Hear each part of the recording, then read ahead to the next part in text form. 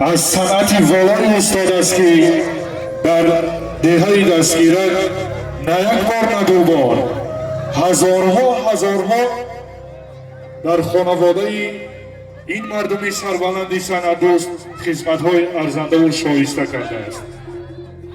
ما مردم فرهنگی دنیای دیگر داریم، با فری اهورایی سودای دیگر داریم.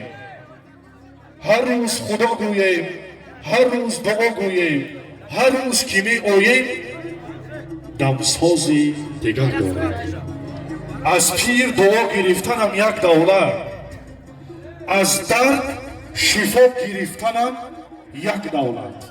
امروز از بابای خانواده بهر اولا انامین داماد عروسی نازنین و بهر اهل صنعتکارا که برابری استاد خیردینی بازار هستند یک دعا میگیریم، زیرا آدم زیرا سبز است و سبزه سیاه.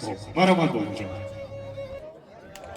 السلام علیکم دوستان، کشت باران هم اتوبای در جامعه خشوی بیان درگاه ما باید توی نیاری ما نور دیده تاجستان حلیم جان و کلم جان من شما را بمراس روزی تویتان از طبیب دید تبریه بالا بردن بود در سلامتان تنی ساعت عمر دراز ارزماندن بگذار برنگ همین باید سرپرزه سرک نمیرش بید والله اکبر مهمانا شما خوش آمدید در امان خدا بود.